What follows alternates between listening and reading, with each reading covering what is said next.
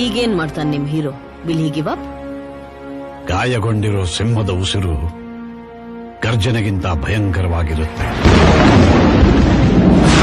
ನನಗೆ ತುಂಬಾ ಖುಷಿ ಇದೆ. ಅಂದ್ರೆ ಎಲ್ಲಾರು ಅಪ್ಪ ಅಮ್ಮಂದ್ರು ಫೇಲ್ ಆದ್ರೆ ಅವ್ರಿಗೆ ಹೊಡೆಯೋದು ಬಡಿಯೋದು, ಆ ಬೈಕ್ಗೆ ಹೋಗ್ಬಿಟ್ಟು ಸೂಸೈಡ್ ಮಾಡ್ಕೊಳ್ಳೋದು, ಮಾಡಿ ಮೇಲಿಂದ ಬಿದ್ದೋಗೋದು, ನೇಣ ಹಾಕೊಳ್ಳೋದು, ಇಲ್ಲ ಮನೆ ಬಿಟ್ಟು ಹೊಟ್ಟೋಗೋದು, ಆ ಥರ ಎಲ್ಲ ಮಾಡ್ತಾರೆ. ಅಂದ್ರೆ ಒಂದು ಮಾದರಿ ಅಪ್ಪ ಆಗಿ ನಾನಿವತ್ತು ಎಂಥ ಕಲ್ಯಾಣ ಗುಣ ನಿಂದು. ಅವ್ನು ಬಂದ್ಬಿಟ್ಟು ಒಂದು ವಾರದಿಂದ ಬಂದು 4 ಸಬ್ಜೆಕ್ಟ್ ಒಂದು ಫೇಲ್ ಆಗಿದೆ ಅಂತ ಹೇಳಿದಾಗ ಅಯ್ಯೋ ಬೇಷ್ ಮಗನೆ ಅಂದ್ಬಿಟ್ಟು ಕೈ ಕೊಟ್ಟೆ. ಅವನು ಹೇಳೋದಕ್ಕೆ ಅಷ್ಟು ಎದುರ್ಕೊಂಡು ಹೇಳ್ದ. ನಾನು ಅವ್ರಿಗೆ ನಕ್ಕೊಂಡು ಹೇಳಿದ್ಕೆ ಅವನ್ಗ ಆಶ್ಚರ್ಯ ಆಗೋಯ್ತು. ನಮ್ಮಪ್ಪನಿಗೆ ಹೇಳ್ಬೇಡ ಅಂದೆ, ಅಂದ್ರೆ ಅವ್ರ ತಾತನ್ಗೆ.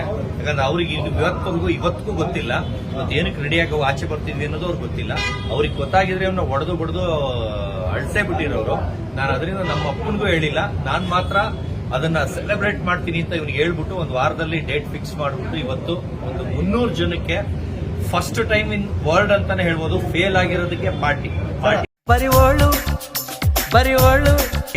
ಬಂತು ಸರ್ ನಿಮ್ಗೆ? ಅಲ್ಲ, ಥಾಟ್ ಅಂದ್ರೆ ಸರ್ ಇವಾಗ ಒಂದು ಎಂಕರೇಜ್ ಮಾಡಕ್ಕೆ ಸರ್. ಇವಾಗ ಫೇಲ್ ಆದ್ರೆ ಎಲ್ಲಾರು ಮಕ್ಕಳುಗಳು ಎದುರ್ಕೊಳ್ತಾರೆ. ಅಪ್ಪ ಅಮ್ಮಂದ್ರಿಗೆ ಹೇಳಕ್ಕೆ, ಮನೆ ಒಳಗೆ ಹೋಗಕ್ಕೆ, ಮಾಸ್ಕ್ ಕಾರ್ಡ್ ತೋರ್ಸಕ್ಕೂ ಎದುರ್ಕೊಳ್ತಾರೆ.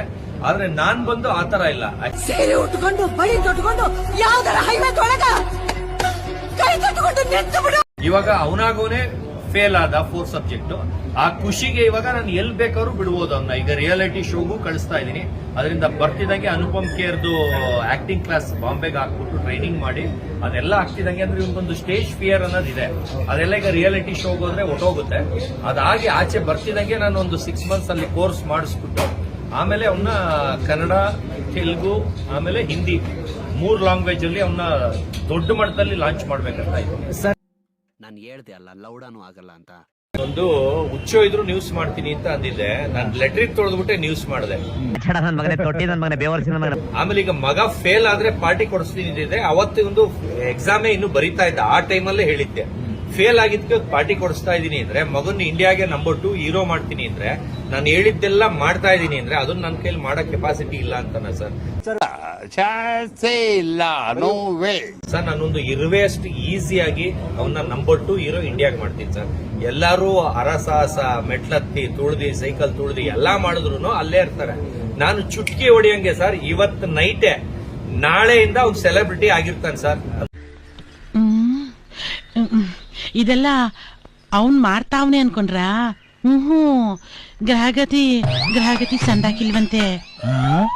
ಈ ಜ್ಯೇಷ್ಠ ಹೋಗಿ ಆಷಾಢ ಹೋಗಿ ಶ್ರಾವಣ ಬಂದ್ರೆ ಅವನ್ ತಾಪ ಬತ್ತಾನೆ ಅಂತ ಸಿದ್ಧಿ ಬುದ್ಧಿ ಜೋಯಿಸ್ರಿ ಹೇಳವ್ರೆ.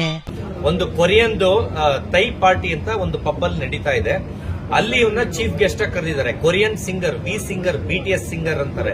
ಅವನ್ ತರ ಇದಾನೆ ಅನ್ಬಿಟ್ಟು ಕೊರಿಯನ್ ಸಿಂಗರ್ ತರ ಇವನ್ನ ಚೀಫ್ ಗೆಸ್ಟ್ ಆಗಿ ಆಗ್ಲೇ 50,000 ರೂಪಾಯಿ, 19 ವರ್ಷ ಹುಡುಗ, 50,000 ರೂಪಾಯಿಗೆ 1 ಅವರ್ಗೆ ಇವ್ನು ಬಂದು ಆ ಪಾರ್ಟಿಗೆ ಬಂದು ಅಟೆಂಡ್ ಮಾಡ್ಬಿಟ್ಟು ಹೋಗ್ಬೇಕು. ನನ್ ಮೇಲೆ ಹಣೆ ಇಟ್ಟು ಜಾಸ್ತಿ ಏನಾಗಿಲ್ಲ. 6 ಸಬ್ಜೆಕ್ಟ್ 4 ಸಬ್ಜೆಕ್ಟ್ ಬ್ಯಾಕ್ ಹೋಗಿದೆ ಅಷ್ಟೇ. ಸೊ 2 ಪಾಸ್ ಆಗಿದ್ದಾನೆ. ಗ್ರೇಟ್. ಅಲ್ಲ ಸರ್, 2 ಪಾಸ್ ಆಗಿದ್ದಕ್ಕೆ ಪಾರ್ಟಿ ಇವಾಗ ಪಾಸ್ ಆಗಿದ್ದಕ್ಕೆ ಕೊಡ್ಸಲ್ಲ ಸರ್. ಯಾಕಂದ್ರೆ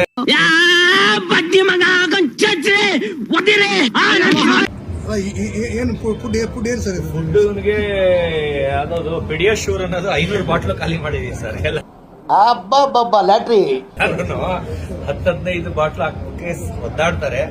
ಚಿಕ್ಕ ಮಗುವಿಂದ ಅವನಿಗೆ ಪೆಡಿಯಾಶೂರ್ ಅನ್ನೋದು ದೊಡ್ಡವನಾದ್ರೂ ತಿನ್ಸಿ ಕೊನೆಗೆ ನನಗಿಂತ ಹೈಟ್ ಆಗಕ್ಕೆ ಸ್ಟಾರ್ಟ್ ಆದಾಗ ಒಂದು ಡಾಕ್ಟರ್ನ ಕನ್ಸಲ್ಟ್ ಮಾಡಿದ್ದೆ. ಸರ್ ಇವ್ನು ಇನ್ನೇನಾದ್ರು 7 ಅಡಿ ಆಗ್ಬಿಟ್ರೆ ಆಮೇಲೆ ಹೆಣ್ಣು ಸಿಗಲ್ಲ, ಹೀರೋಯಿನ್ ಸಿಗಲ್ಲ ಅನ್ಬಿಟ್ಟು ಆಪರೇಷನ್ ಮಾಡ್ತಾರೆ. ಅಂದ್ರೆ ಹೈಟ್ ಆಗದೆ ಇರಂಗೆ ಬೋನ್ಗೆ ಅದೇನೋ ಕ್ಲಿಪ್ ಹಾಕ್ತಾರಂತೆ. ಅಂದ್ರೆ ಅದು ಬೋನ್ ಇಲ್ಲೇ ಬೆಳೆಯೋದಂತೆ ಮಂಡಿದು, ಅಲ್ಲೇನೋ ಕ್ಲಿಪ್ ಹಾಕ್ತಾರಂತೆ. ಒಂದೊಂದ್ ಕಾಲ್ಗೆ ಎಷ್ಟು 50,000 ಹೇಳಿದ್ರು. ಅದನ್ನ ಕೊಟ್ಟು ಮಾಡ್ಸಕ್ ಕೊಟ್ಟೋಗಿದ್ದೆ. ಅದೇ ಯಾವ ಇವೆಲ್ಲ ಏನಾದ್ರು ಫೇಲ್ ಆಗಿದ್ರೆ ಆಪರೇಷನ್, ಒಂದ್ ಕಾಲ್ ಉದ್ದ ಒಂದ್ ಕಾಲ್ ಚಿಕ್ಕ ಆಗ್ಬಿಟ್ರೆ, ಒಂದ್ ಸಕ್ಸಸ್ ಆಗಿರೋದು ಬೆಳಿದೆ, ಒಂದು ಬೆಳೆದ್ಬಿಟ್ಟು ಆಮೇಲೆ ಏರುಪೇರ್ ಆಗುತ್ತೆ ಅಂತ ಯೋಚನೆ ಮಾಡಿ ಆಗಿದ್ದಾಯ್ತು ಬಿಟ್ಬಿಡೋಣ ಅಂತ ಬಿಟ್ಟೆ. ಈಗ 19 ವರ್ಷಕ್ಕೆ ಇಷ್ಟು ಬಂದಿದ್ದಾನೆ. ಅಂದ್ರೆ ಕನ್ನಡ ಫಿಲಿಂ ಆಕ್ಟ್ರೆಸ್ ಅಲ್ಲಿ ಇಷ್ಟು ಹೈಟ್ ಯಾರು ಇಲ್ಲ ಅಂತ ಅನ್ಕೊಳ್ತೀನಿ. ಎಲ್ಲ ಕಲ್ಪನೆಯಲ್ಲೇ ಇರ್ಲಿ, ಆ ಕಲ್ಪನೆಯಲ್ಲಿ ಇದ್ದಷ್ಟು ಮಜಾ. ಇಷ್ಟ ಹೇಳಕ್ ಇಷ್ಟಪಡ್ತೀನಿ. ಓಕೆ ಫ್ರೆಂಡ್, ಬಾಯ್.